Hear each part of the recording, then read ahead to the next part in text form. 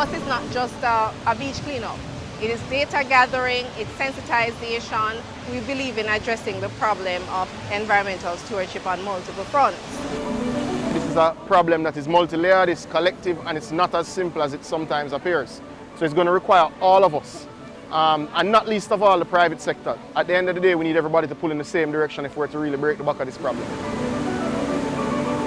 The more awareness that we can create about the issue is the more we can try to lobby for persons to change their behavior and for proper collection systems to be in place so that we can really change the amount of waste going into our harbors.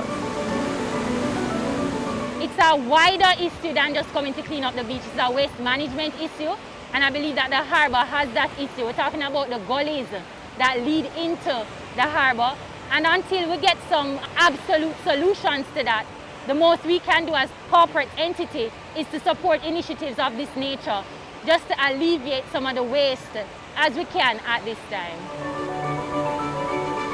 So what the Keem Project aims to do is sensitize all the communities that are bordered by the gully to how to manage their waste.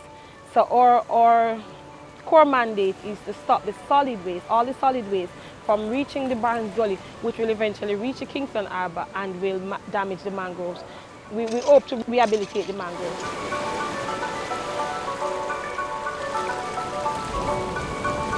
We've not developed since independence in a structured, well-planned manner. And the effects are seen everywhere. It's with your water waste, your liquid waste, your effluent, and indeed the solid waste that you can see. We have a lot of work to do. There's no nice way to put it. And we're going to have to invest very heavily on the appropriate infrastructure to keep waste out of our waterways, while ensuring that we also upsize the size of our fleet that NSWMA operates to be able to collect from persons. That, however, doesn't take away the personal responsibility that citizens bear. You don't have to take the easy way out and throw something in a gully or a drain or a waterway.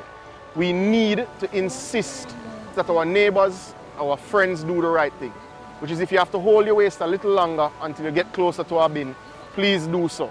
This is literally crippling the potential of the Kingston Harbour.